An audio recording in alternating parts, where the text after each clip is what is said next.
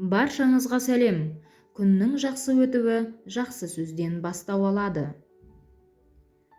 Өзімізді өзіміз кімбіз деп ойласақ, сол болып шығамыз. Жетем деп ұмтылған адам мақсатына тез жетеді. Ауырып отырмын дей берген адам ауру болады. Ешкімге еш нәрсе айтпауды үйреніңіз, сонда бәрі жақсы болады.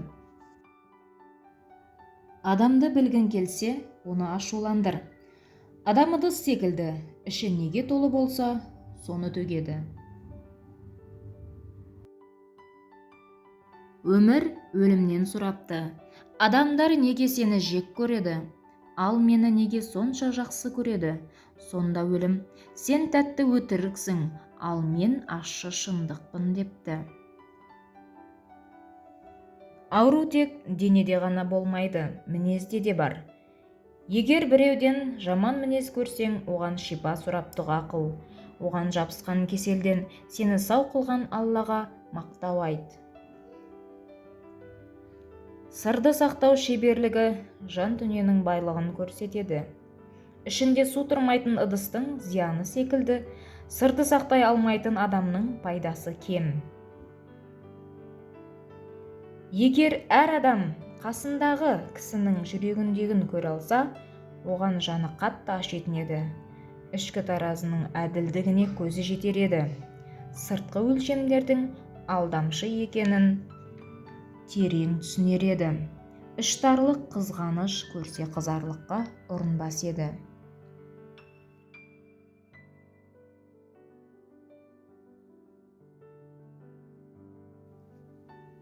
Құдыққа тас тастаған адам ол түбіне жетіп даусы естілгенше қарап тұрады.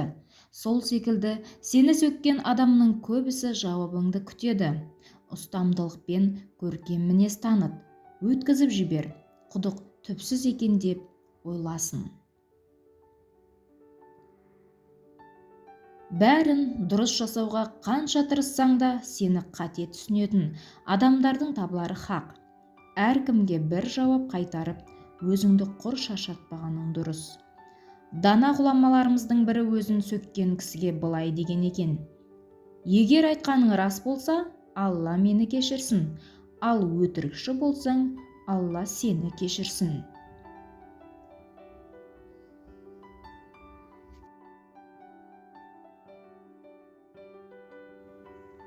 Маған кейде бір адам бір мәселе жайлы айтады. Мен оны ол тумастан бұрын естіп қойсам да, оған құлақ саламын. Кейде бірінші рет естіп тұрғандай күй көрсетемін. Өзің онсыз да жақсы білетін нәрсе жайлы біреу әңгімелеп жатса, оның сөзін бөлмей, білетініңді білдіріп, жүрегін жараламай, көңіл бөліп, құлақ салуың мінез құлықтың аса көркемділігіне жатады.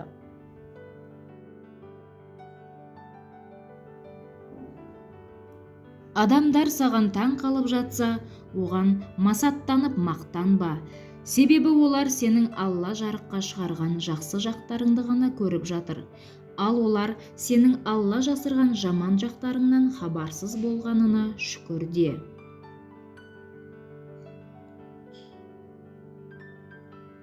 Егер сөз шынымен жүректен шыққан болса, онда ол міндетті түрде жүрекке кіреді. Ал ол тек тілден шыққан болса, құлақтан араспайды.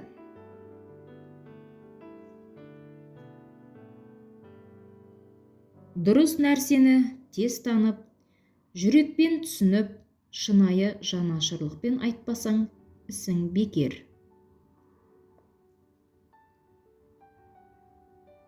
Адамдар сенің сыртыңа қарайды.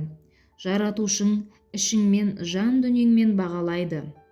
Пенделер үшін сыртыңды ғана әдемілеумен әуре боп, ішкі әлеміңді ұмыт қалдырып, ластап алма.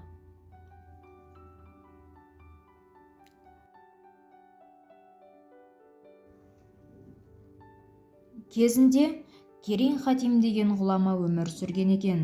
Бір күні оған бір кісі келіп, бір мәселе жайлы жауап сұрайды. Сол-ақ екен әлгі кісі байқаусызда жел шығарып қояды.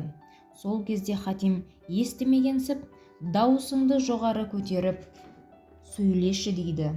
келген кісіге өзін керең секілді сездіртеді. Осылайша басқалардың қателігінен құлағын тыйған ол Хатим Керең деген атпен тарихта қалған екен.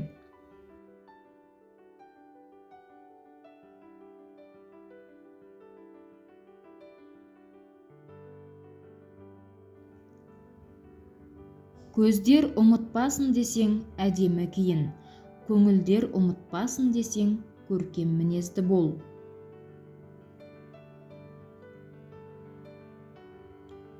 Адамдардың біразы өміріңді сенен бір нәрсе үйрену үшін бақылайтын болса, басқа бір бөлігі қателіктеріңді теру үшін аңдиды.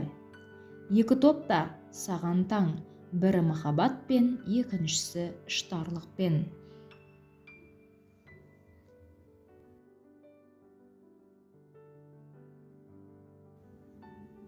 Мінез құлқыңның жоғары өрлеуінің басы өзгелердің қателіктерін сөз қылмай, көз жұма қарауыңда, әрі шексіз кемелдік жалғыз Аллаға тән екенін әрдайым санада ұстауыңда.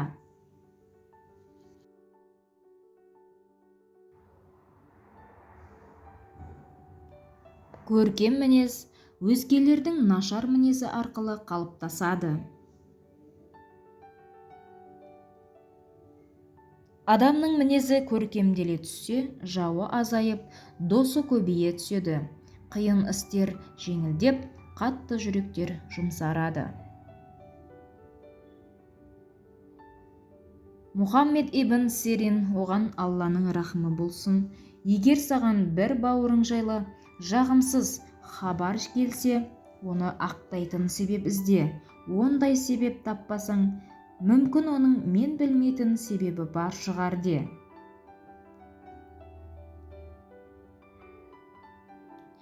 Адамдардың саған қандай қарым-қатынаста болғанын жақсы көрсең, сен де оларға дәл сондай қарым-қатынас жаса.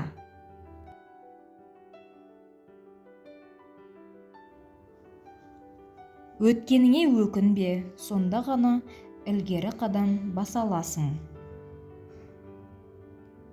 Өмірде өсуің де, өшуің де өзіңе байланысты. Қай істің болсын өнуіне 3 шарт бар. Ең әуелі ниет керек, одан соң күш керек, одан соң тәртіп керек.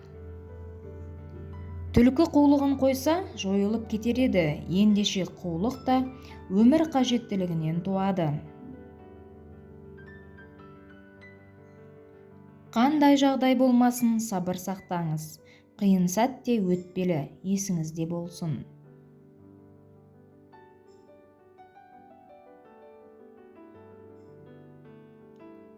Өтірік айтып, ұятқа қалғанша, шындықты айтып, қатеңді мойындаған дұрыс.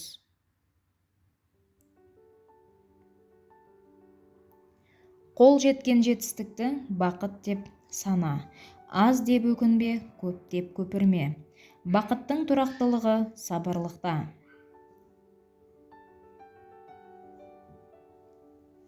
Өмір кәдімгі кәмпиттің қорабы сияқты, ішінде тәттінің қандай түрі бар екенін білу қиын.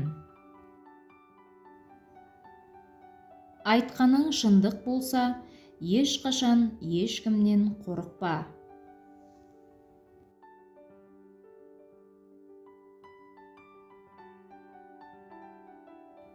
Өзгеден өзің бере алмайтын нәрсені күтпе. Ыза мен реніш жүрегіңе артылған ауыр тастар сияқты. Оны жүрегіңе жинама, әйтпесе ауырлығын көтере алмай құлайсың.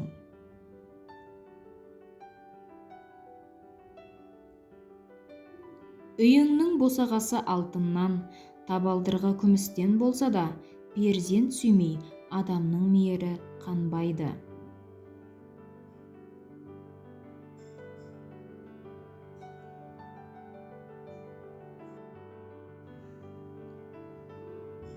Уақыт емдейді, тек бәріне көнуге үйретеді.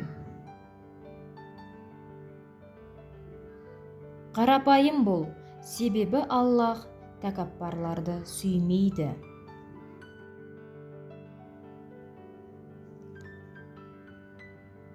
Кейде бір кішкене ғана жылы сөз адамға қанша қуаныш сыйлайды, күні бойы жымиып көңілді жүреді.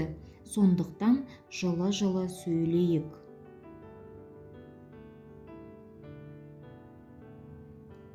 Мол сенім артып, бар ынта жігеріңізбен, шын жүрегіңізбен қалаған нәрсе міндетті түрде орындалады.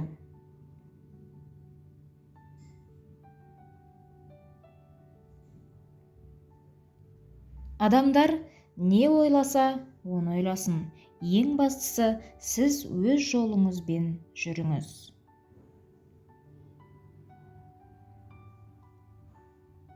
Есіңде болсын, жақсы істің бастамасы жақсы сөзден бастау алады. Жақсы сөз айтуды ешқашан тоқтатпа.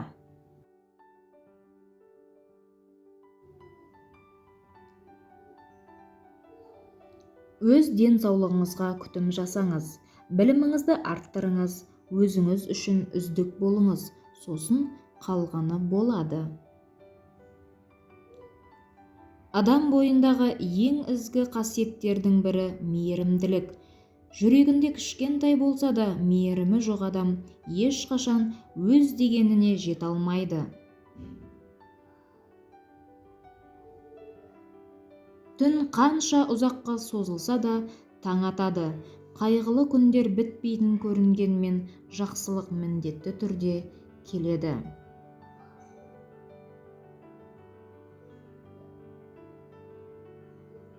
Өмір ақ пен қарадан тұратын зебра емес.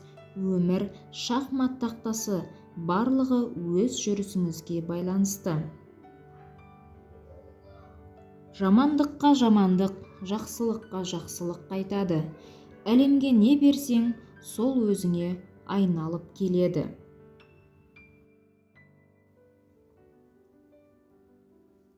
Егер де сіз көру, жүру, сөйлеу, сүю және әрбір таңда төсектен тұра алсаңыз, сіз шынымен де бай адамдардың қатарындасыз.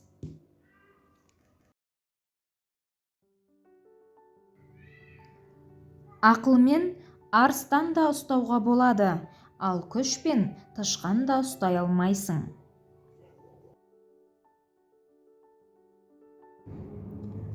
Ақталма, ақымақ болма, уайымға салынба, сымбатыңа мұқият бол, үн-түнсіз қалма, мылжың сөзден аулақ бол, айғайлама, кілтті қайда қойғаның есіңде болсын, кітап оқы, ток-шоу қарама, бәрі жақсы деп қайталай бер. Көп нәрсені ойла, аздан іш, артық адамдарды өзіңе жуытпа, ерте тұр. Санасы төменмен санаспа, соның деңгейінде боласың, өзің де төмендейсің. Өзгелер сенен күткендей емес, өзің қалағандай өмір сүр.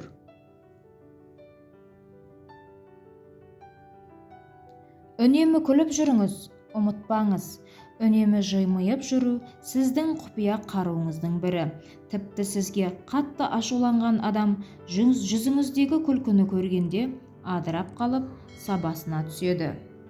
Достар, каналым ұнаса, каналыма тіркеліп лайк басып, жақсы пікірмен бөлісіңіздер.